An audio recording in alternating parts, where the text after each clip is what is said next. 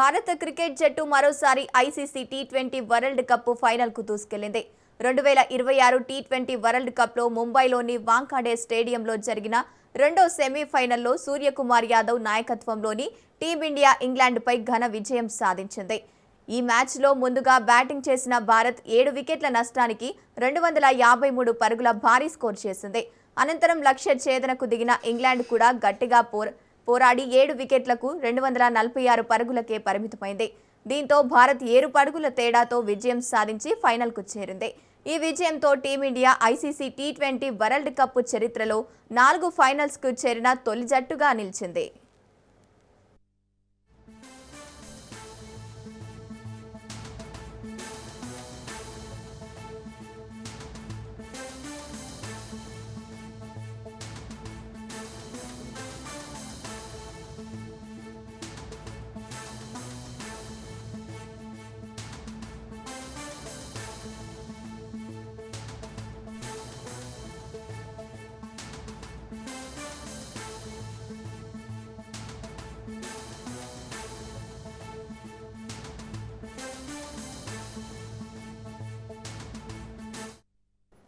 భారత క్రికెట్ జట్టు మరోసారి ఐసీసీ టీ20 వరల్డ్ కప్ ఫైనల్కు దూసుకెళ్లింది.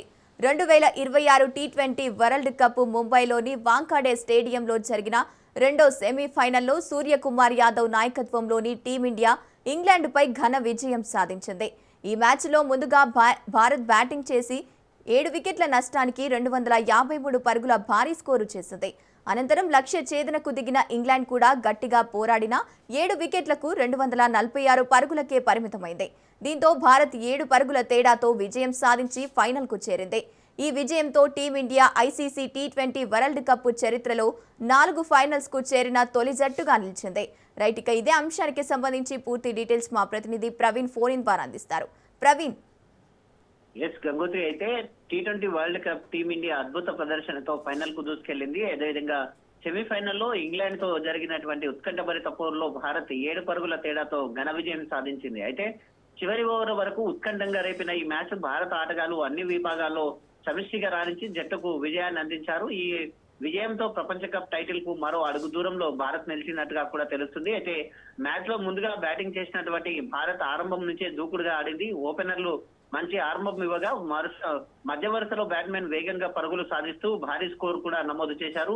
నిర్ణీత 20 ఓవర్లలో భారత్ పోటీదారులైన ఒత్తిడి పైన పెంచే విధంగా భారీ లక్ష్యాన్ని ఇంగ్లాండ్ ముందు ఉంచింది. అయితే కీలక సమయంలో భారత బ్యాట్స్మెన్స్ బౌండరీలు, సిక్సర్లతో ఇంగ్లాండ్ బౌలర్ల పైన ఆధిపత్యం చూపారు. భారీ లక్ష్యంతో బరిలోకి దిగినటువంటి ఇంగ్లాండ్ జట్టు ఆరంభంలోనే కొన్ని వికెట్లు కోల్పోయినా అయితే యువ బ్యాట్స్మెన్ బెటల్ అద్భుతమైన పోరాటం చేసి జట్టు విజయం దిశగా తీసుకుని వెళ్ళిన అతడు అద్భుతమైన సెంచరీ సాధించి మ్యాచ్ ఉత్కంఠభరితంగా మార్చాడు. ఒక దశలో ఇంగ్లాండ్ విజయానికి దగ్గరగా వచ్చినప్పటికీ భారత బౌలర్లు కీలక సమయంలో కట్టుదిట్టంగా బౌలింగ్ చేసి ఇంగ్లాండ్ పరుగుల వేగాన్ని తగ్గించినట్టుగా కూడా తెలుస్తుంది. ముఖ్యంగా చివరి ఓవర్లో భారత బౌలర్లను ఒత్తిడి తట్టుకుని చక్కటి బౌలింగ్ చేశారు. దీంతో ఇంగ్లాండ్ జట్టు చివరి లక్ష్యానికి 7 పరుగుల దూరంలోనే నిలిచిపోయింది. ఈ విజయంతో టీమిండియా అభిమానులు సంబరాలు కూడా చేసుకుంటున్నారు. అయితే ప్రపంచవ్యాప్తంగా భారత అభిమానులు ఈ విజయాన్ని ఆనందంగా జరుపుకుంటున్నటువంటి విషయం తెలిసిందే. ఇక ఈ విజయంతో టీమిండియా ఫైనల్ కు అర్హత సాధించింది. ఫైనల్లో బలమైన న్యూజిలాండ్ జట్టు భారత్ తలపడినట్టుగా తెలుస్తుంది. టైటిల్ కోసం జరిగే ఈ తుది పోరులో క్రికెట్ అభిమానుల్లో భారీ ఆసక్తి కూడా నెలకొంది. ఈ మ్యాచ్ లో కూడా ఇదే జోష్ కొనసాగిస్తే టీమిండియా మరోసారి ప్రపంచ కప్ గెలుచుకునే అవకాశాలు ఉన్నాయంటూ కూడా విశ్లేషకులు అభిప్రాయపడుతున్నారు. మొత్తంగా చూసుకుంటే కనుక ముందుగా బ్యాటింగ్ చేసినటువంటి భారత జట్టు నిర్ణీత 20 ఓవర్లకు 253 పరుగులు, 7 వికెట్ల నష్టానికి 53 పరుగులు సాధించింది.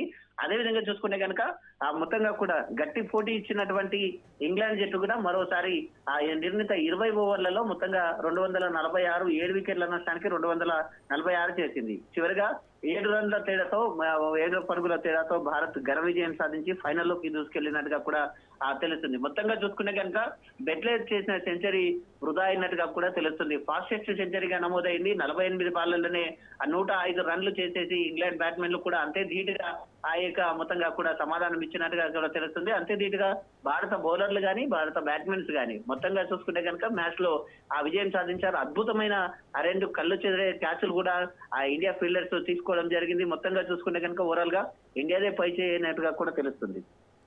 Right, thank you Praveen.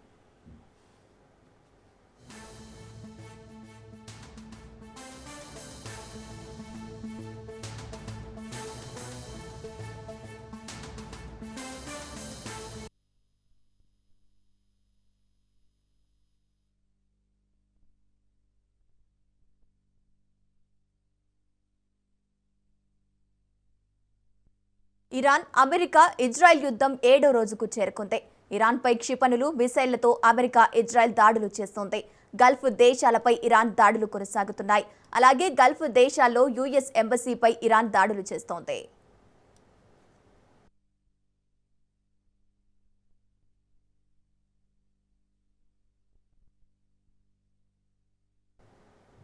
Iran, America, Israel యుద్ధం 7వ రోజుకు చేరుకుంది. ఇరాన్పై క్షిపణులు, మిసైళ్లతో అమెరికా, ఇజ్రాయెల్ దాడులు చేస్తోంది. గల్ఫ్ దేశాలపై ఇరాన్ దాడులు కొనసాగుతోంది. అలాగే గల్ఫ్ దేశాల్లో యుఎస్ ఎంబసీపై ఇరాన్ దాడులు చేస్తోంది.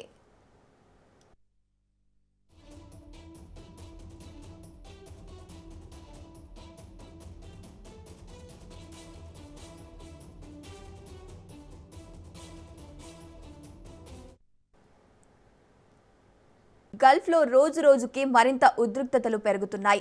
తాజాగా బహ్రెయిన్ ఆయిల్ రిఫైనరీ 75 మిసైల్స్, 123 డ్రోన్లతో భారీ దాడి ఇరాన్ దాడి చేసింది. దీంతో బహ్రెయిన్ పెట్రోలియం కంపెనీ రిఫైనరీలో మంటలు భారీగా వ్యాప్తించాయి.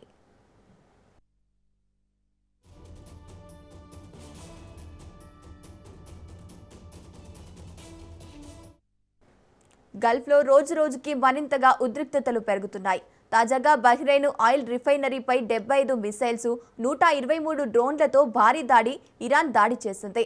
దీంతో బహ్రెయిన్ పెట్రోలియం కంపెనీ రిఫైనరీలో మంటలు భారీగా వ్యాప్తించాయి.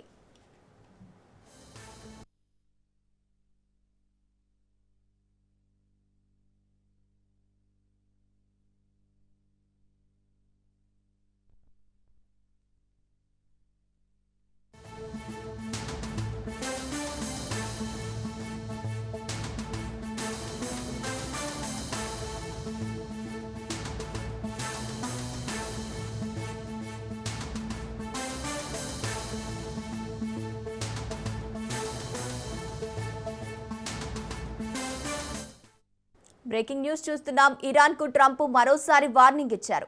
ఇరాన్ సైన్యం ఆయుధాలు వీడాలని అన్నారు. ఇరాన్ను దక్కించుకోవడానికి ఇదే సరైన సమయమని, మాట వినకపోతే ఇరాన్పై యుద్ధం ఆపేదే లేదని హెచ్చరించారు. ఇరాన్ సుప్రీం లీడర్గా మొజ్దబాను అంగీకరించబోమని తేల్చి చెప్పారు.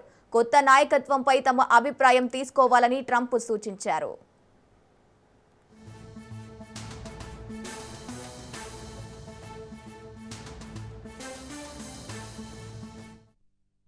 ఇరాన్కు ట్రంప్ మరోసారి వార్నింగ్ ఇచ్చారు.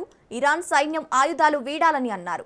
ఇరాన్ను దక్కించుకోవడానికి ఇదే సరైన సమయమని, మాట వినకపోతే ఇరాన్పై యుద్ధం ఆపేదే లేదని హెచ్చరించారు. ఇరాన్ సుప్రీం లీడర్గా మొజ్దబాను అంగీకరించబోమని తేల్చి చెప్పారు. కొత్త నాయకత్వంపై తమ అభిప్రాయం తీసుకోవాలని ట్రంప్ సూచించారు.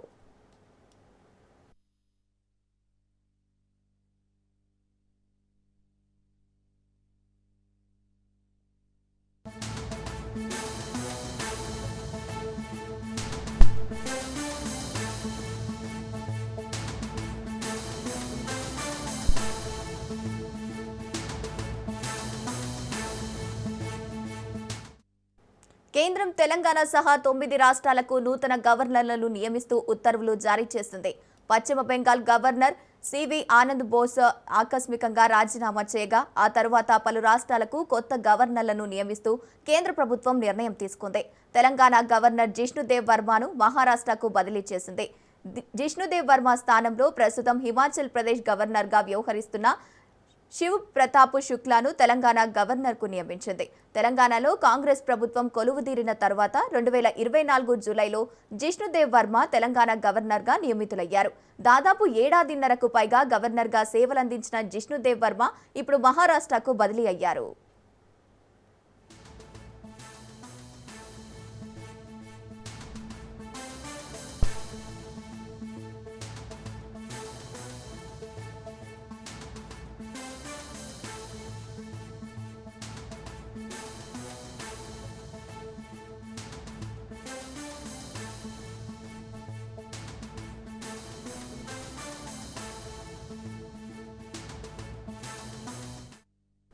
కేంద్రం తెలంగాణ సహా 9 రాష్ట్రాలకు నూతన గవర్నర్లను నియమిస్తూ ఉత్తర్వులు జారీ చేసింది.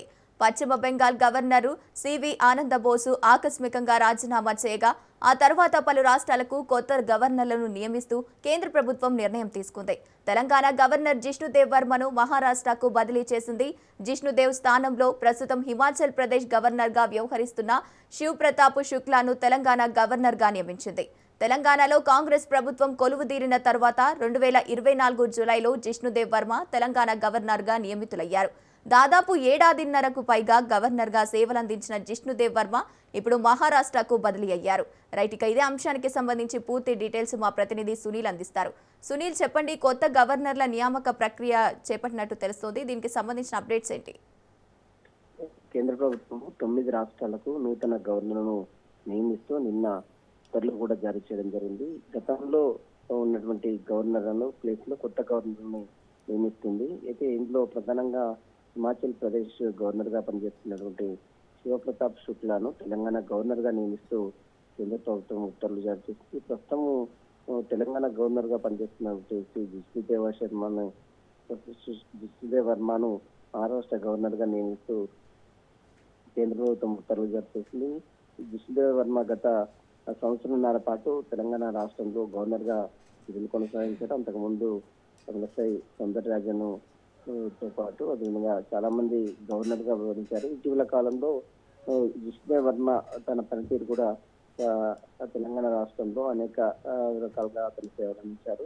ప్రస్తుతం అయితే 9 రాష్ట్రాలకు అటు తెలంగాణ రాష్ట్రంతో పాటు హిమాచల్ ప్రదేశ్ అదేవిధంగా కొన్ని రాష్ట్రాల్లో గవర్నర్లను కూడా చేంజ్ చేస్తూ కేంద్ర ప్రభుత్వము నిర్ణయం తీసుకుంది.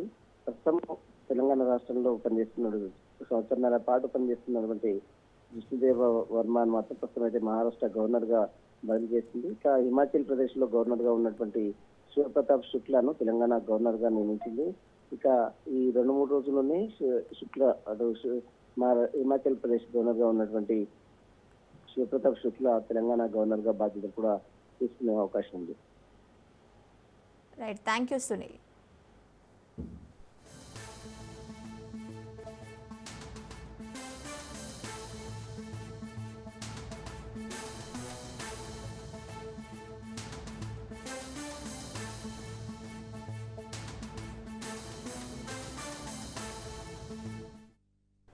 కాంగ్రెస్ పార్టీ తరపున తెలంగాణ నుంచి రాజ్యసభ అభ్యర్థులుగా అభిషేక్ మను సింఘ్వి, వేం నరేందర్ రెడ్డికి నామినేషన్ దాఖలు చేశారు.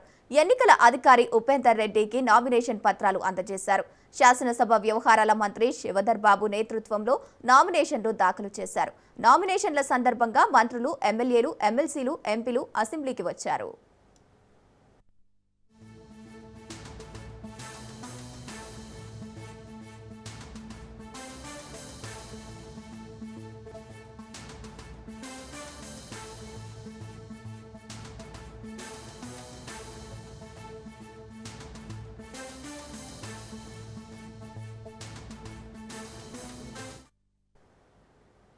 ఎమ్మెల్యేల అనర్హత పిటిషన్పై స్పీకర్ విచారణ ముగిసింది.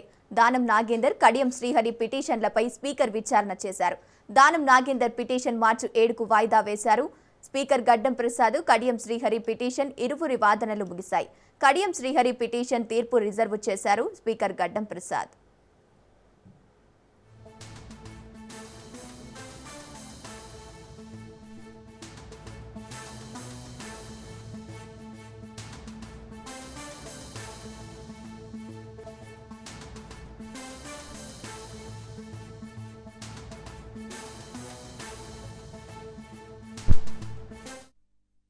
హైడ్రా పేరుతో కాంగ్రెస్ ప్రభుత్వం అరాచకాలు చేస్తోందని మాజీ మంత్రి కేటీఆర్ విమర్శించారు.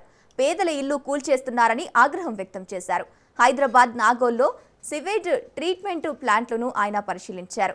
1,50,000 కోట్లతో మూసీ సుందరీకరణ పనులు చేస్తామని సీఎం రేవంత్ చెబుతున్నారని, అయితే ఆ పనులను 16,000 కోట్లతోనే చేయొచ్చని తెలిపారు. మూసీ సుందరీకరణ పనుల బాధ్యత తమకు అప్పగిస్తే 16,000 కోట్లకే చేసి చూపిస్తామన్నారు. ఒక్క ఇల్లు కూడా కూల్చకుండా అభివృద్ధి చేస్తామన్నారు.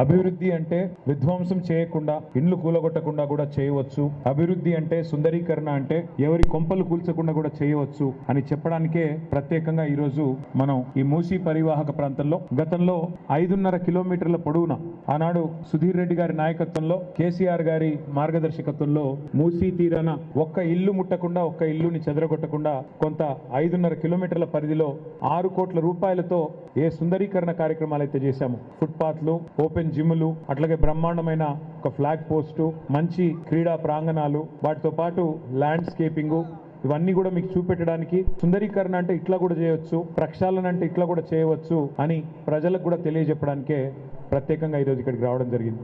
మూసీ నదిలోకే వివిధ నాలాల ద్వారా 54 వివిధ నాలాల ద్వారా మూసీలోకి ప్రవహిస్తుంది. ఆనాడు కేసీఆర్ గారి ప్రభుత్వంలో మేము చేసిన ఆలోచన ఏంది అంటే మూసీని ప్రక్షాళన చేయాలి, మూసీని జీవనదిగా మార్చాలి అనే ప్రణాళికకు పునాది పడ్డది కేసీఆర్ గారి ప్రభుత్వంలోనే. గతంలో ఆనాడు రాజశేఖర రెడ్డి గారు ఉన్నప్పుడు, చంద్రబాబు నాయుడు గారు ఉన్నప్పుడు కొన్ని ప్రయత్నాలు జరిగినాయి, జరగలేదని కాదు. ఆనాడు కూడా ఒక కాఫర్ డ్యామ్ కట్టారు హైకోర్టు ముందు, మీకు యాదుకుండాలి. అట్లా కొన్ని ప్రయత్నాలు చేసినారు, కానీ ఒక డీటెయిల్డ్ ప్రాజెక్ట్ రిపోర్ట్ తయారు చేసి తిరిగి మళ్ళీ మూసీని ఒక ఆహ్లాదకరమైన నదిగా తయారు చేయాలి అనే ఆలోచన కేసీఆర్ గారి నాయకత్వంలో మన ప్రభుత్వంలో ఆనాడు మనం స్టార్ట్ చేసినాం.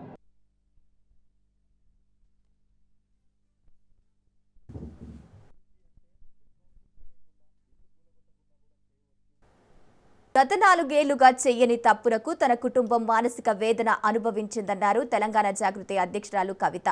దేవుడి దయతో తనపై ఉన్న కేసును కోర్టు పూర్తిగా కొట్టేసిందన్నారు. 2 నెలల్లో తెలంగాణలో కొత్త రాజకీయ పార్టీ ఏర్పాటు చేస్తానని, తెలంగాణ జాగృతి ఆధ్వర్యంలో కొత్త పార్టీ స్థాపనకు సిద్ధంగా ఉన్నామన్నారు. కుల, మత, వర్గ భేదాలు లేకుండా ప్రజలకు సేవ చేసే పార్టీ తీసుకొస్తామన్నారు.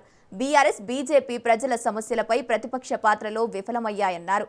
కొత్త పార్టీ నినాదం తెలంగాణ ఫస్ట్, మైక్రో లెవెల్లో ప్రజల సమస్య పరిష్కారమే తమ లక్ష్యమన్నారు. ఆంధ్ర ప్రజలపై ద్వేషం లేదన్న కవిత రాజకీయ ఆధిపత్యాన్నే వ్యతిరేకించామన్నారు.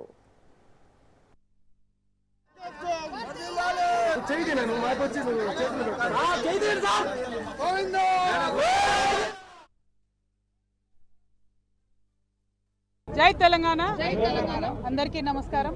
ఇవాళ తిరుమలలో స్వామివారి దర్శనం చేసుకోవడానికి నేను, నాతో పాటు మా కుటుంబ సభ్యులు, మా జాగృతి కుటుంబ సభ్యులు, అనేక మంది తెలంగాణ వాదులు, ఆంధ్ర ప్రాంతంలో మమ్మల్ని అభిమానించేటటువంటి నాయకులు అందరూ కూడా రావడం చాలా సంతోషం.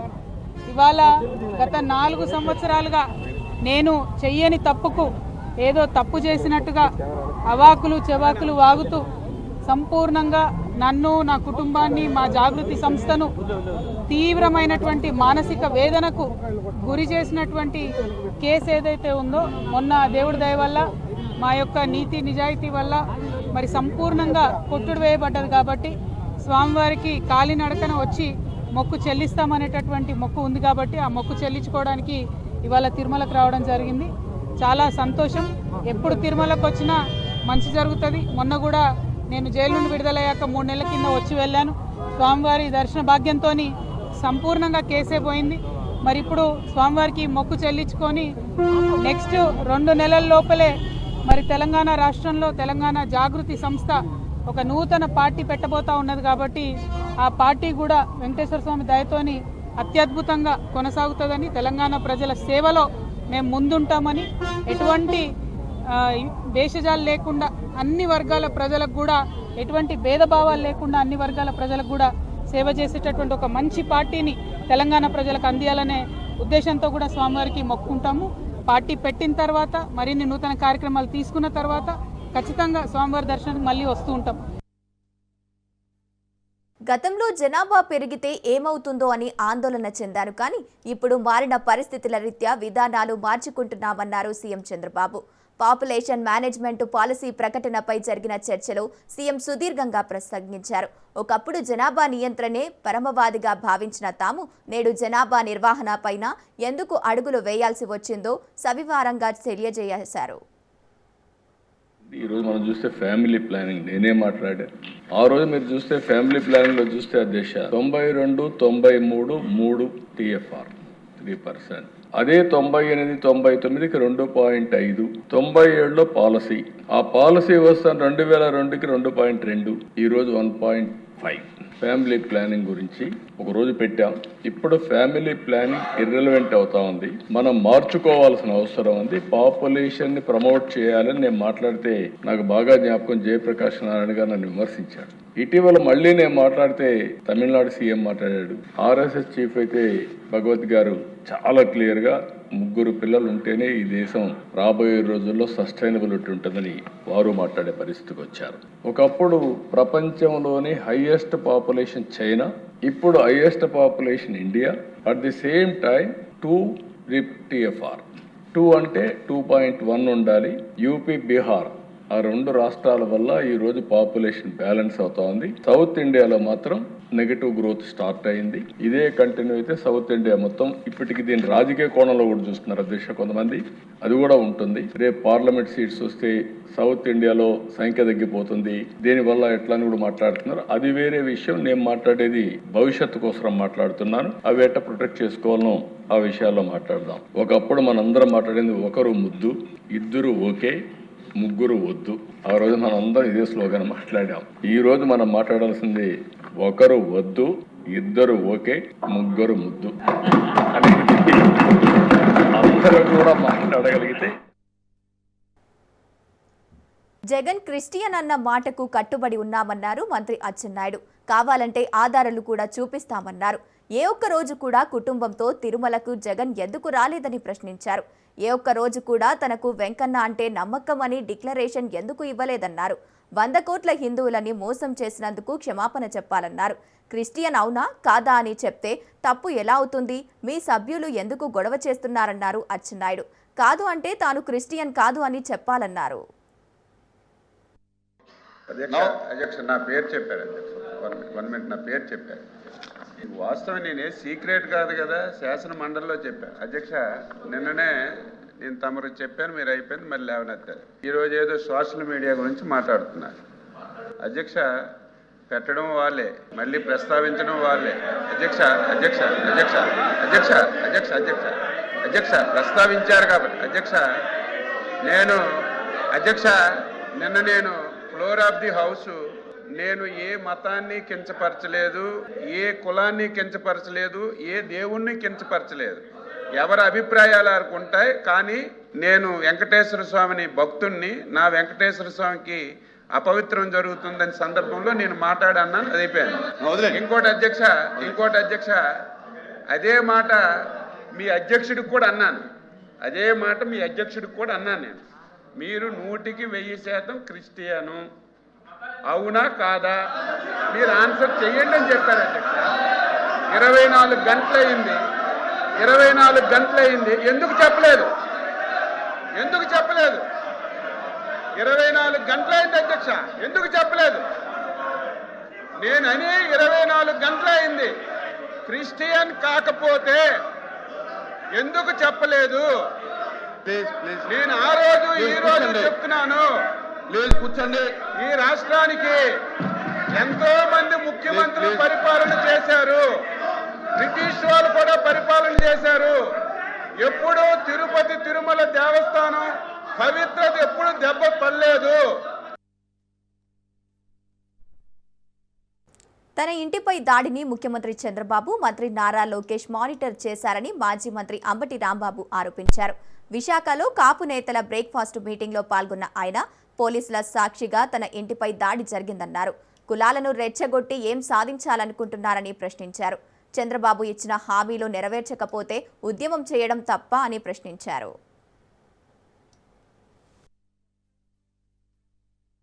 ఉద్యమం ప్రారంభించారు తప్ప ప్రజాస్వామ్యం తప్ప చెప్పండి నాకు. చంద్రబాబు నాయుడు గారు ఇచ్చినటువంటి హామీని నెరవేర్చకపోతే ఉద్యమం చేయటం తప్ప, పళ్ళాలు కొట్టడం తప్ప, ముద్రగడ పద్మనాభం గారు నిరాహార దీక్ష చేయటం తప్ప.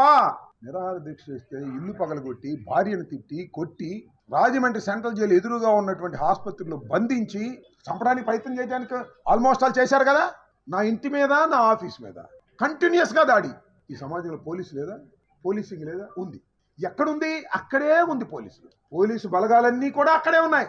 పోలీసు బలగాల సమక్షంలో రాజధానిలో, గుంటూరు లాంటి పట్టణంలో, నడిబొడ్డులో 5 గంటల నుంచి 12 గంటల వరకు ఏకధాటిగా దాడి జరుగుతుంటే అడిగిన వాడు లేడు, ఆపిన వాడు లేడు. ఈ రాష్ట్ర ముఖ్యమంత్రి ముఖ్యమంత్రి కుమారుడు సారథ్యంలో జరిగింది కాబట్టి ఎవడాపలా. అదే ఏదైనా జరిగితే ఆపేసేవాళ్ళు, టకటక పోలీసు వచ్చేవాళ్ళు, లాఠీ చార్జ్ చేసేవాళ్ళు. కానీ ముఖ్యమంత్రే మానిటర్ చేశాడు. సాక్షాత్తు ముఖ్యమంత్రి గారి కుమారుడైనటువంటి లోకేషే మానిటర్ చేశాడు. ఇది సమాజానికి మంచిదా అని అడుగుతా ఉన్నాను. తిరుమలలో మరోసారి దివ్వెల మాధురి ఓవర్ యాక్షన్ చేశారు. టీటీడీ నిబంధనలు అతిక్రమించి తిరుమల కొండపై బర్త్డే సెలబ్రేషన్ చేసుకున్నారు.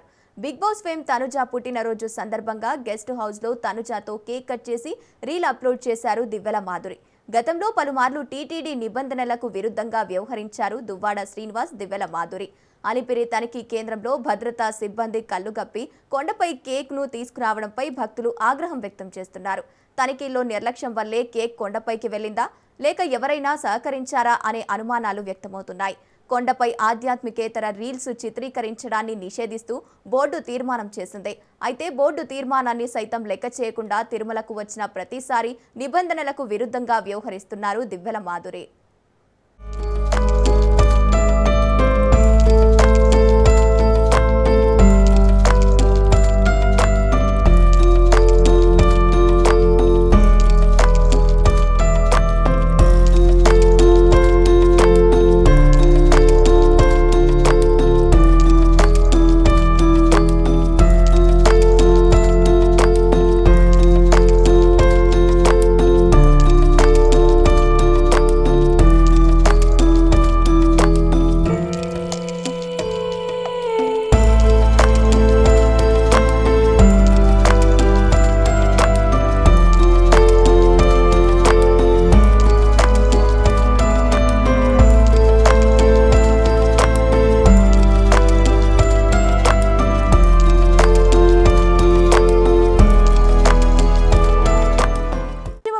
గవర్నర్ సివి ఆనందబోసు తన పదవికి రాజీనామా చేశారు.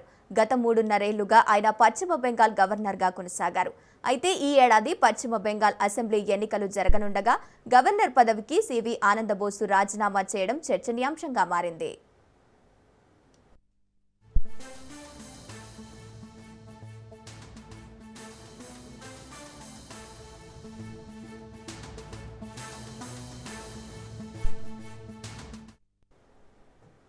తమిళ star hero TVK chief Vijay విడాకుల వేళ వీడియో వైరల్ అవుతుంది. ఆయన చెన్నైలో ఓ పెళ్లి రిసెప్షన్కు త్రిషాతో వెళ్లారు. ఇద్దరు ఒకే కారులో కలిసి వెళ్లారు. విజయ్ సిల్క్ షర్టు, ధోతీ ధరించగా త్రిష కూడా మ్యాచింగ్ చీరలో కనిపించారు. అయితే ఓ నటితో తన భర్తకు వివాహేతర సంబంధం ఉందని విజయ్ భార్య విడాకుల విషయంలో పేర్కొంది.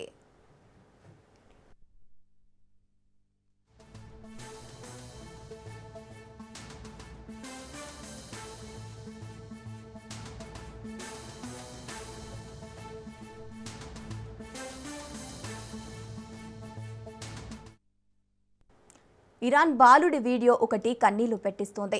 దయచేసి యుద్ధం ఆపండి అంటూ వేడుకుంటున్నాడు చిన్నారి.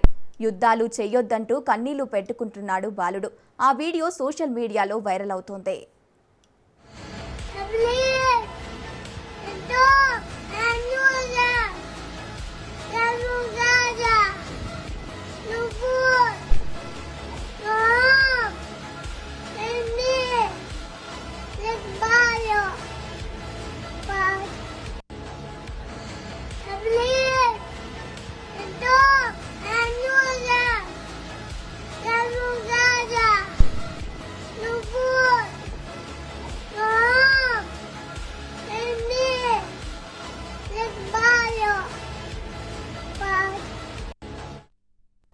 ఇరాన్ బాలుడి వీడియో ఒకటి కన్నీళ్లు పెట్టిస్తోంది. దయచేసి యుద్ధం ఆపండి అంటూ వేడుకుంటున్నాడు చిన్నారి. యుద్ధాలు చెయ్యొద్దంటూ కన్నీళ్లు పెట్టుకుంటున్నాడు బాలుడు. ఆ వీడియో సోషల్ మీడియాలో వైరల్ అవుతోంది.